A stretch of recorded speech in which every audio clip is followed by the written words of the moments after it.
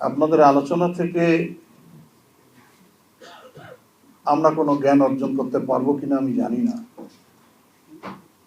আমরা ওই জিনিসটি চাবো, যত তাড়াতাড়ি, যত অল্প সময় আপনারা মতামত দিয়ে আজকের যে সেমিনারের মূল বিষয় টেকসই, সেটি যাতে বাস্তবায়ন করা যায়।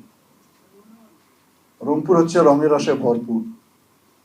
সেই রংপুর এখন বিরান ভূমিতে পরিণত হয়েছে। রংপুর হচ্ছে বাংলাদেশের শস্য ভাণ্ডার। এক তিস্তা নদী এক সময় আমার মায়ের মতো ছিল। গোলা ভরা ধান ছিল, পুকুর ভরা মাছ ছিল, গোয়াল ভরা গরু ছিল, মুখে ছিল ভাওয়াইয়া গান। সেই তিস্তা পাড়ের হাহাকার যখন আমরা দেখি, আমরা জনপ্রতিনিধি, আমরা রাজনীতিবিদ, আমরা সেই জায়গাটাকে অ্যাডজাস্ট করতে চাই। তাদের হাহাকার থেকে কত তাড়াতাড়ি আমরা মুক্ত করে আনতে পারবো।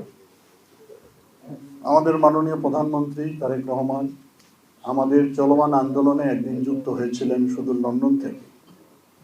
উনি প্রতিশ্রুতি দিয়েছিলেন যে বাংলাদেশ জাতীয়তাবাদী দল বিএনপি যদি ম্যান্ডেট প্রাপ্ত হয়, তাহলে অগ্রাধিকার ভিত্তিতে এই তিস্তার প্রকল্প বাস্তবায়ন করা হবে। ইতিমধ্যে উনি একাধিকবার আমাদের সঙ্গে আলোচনায় বসেছেন, নির্দেশনা দিয়েছেন যে অল্প সময়ের ভিতরে আমি কাজটা শুরু করতে চাই। কিভাবে করা যাবে, কতটুকু গ্রহণযোগ্য হবে, নদীর গতি প্রকৃতি কি হবে, ভবিষ্যতে এটা কতটুকু কার্যকরী থাকবে কি থাকবে না, এ বিষয়টা আপনারা মতামত দিবেন। আমি তিস্তাপাড়ের মানুষ হিসেবে সেটাই বলবো, এটা অল্প সময়ের ভিতরে কার্যকর করা উচিত। গতকালকেও আমি এলাকায় ছিলাম। যখনই আমরা যাব এলাকায়, তখন সাধারণ মানুষ তাদের যে দাবি, তাদের যে আকাঙ্ক্ষা, সেটিতে এত কারিগরি বিষয়গুলো তারা তো জানে না।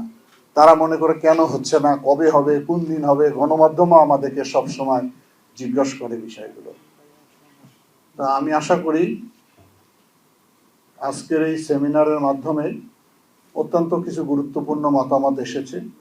সেগুলো মতামত নিয়ে পানি সম্পদ মন্ত্রণালয় অল্প সময়ের মধ্যে, আমি অঞ্চলের মানুষ হিসাবে বলতে চাই, আর একটা মন্ত্রণালয়ের দায়িত্ব পেয়েছি, সেটা হচ্ছে আবার দুর্যোগ।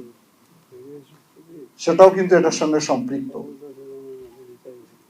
যখন এই অতিবৃষ্টির কারণে বিস্তীর্ণ অঞ্চল প্লাবিত হয়, তখন আমাদেরকে সেখানে যেতে হয়। নদী ভাঙ্গনের কারণে মানুষ যখন ক্ষতিগ্রস্ত হয়, সেখানে আমাদেরকে যেতে হয়। সে কারণেই আমি মনে করি দুই দিক থেকে আমার ভূমিকাটা একটু বেশি মনে হয়।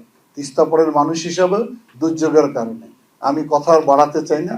আমি চাবো ওই এলাকার মানুষ হিসাবে, যেহেতু দীর্ঘদিন আমি আন্দোলন করেছি, যত অল্প সময়ের ভিতরে আপনারা মতামত দিয়ে একটি গ্রহণযোগ্য প্রকল্পের মাধ্যমে এই তিস্তাপাড়ের হাহাকারকে আপনারা নির্মূল করবেন। ধন্যবাদ সবাই।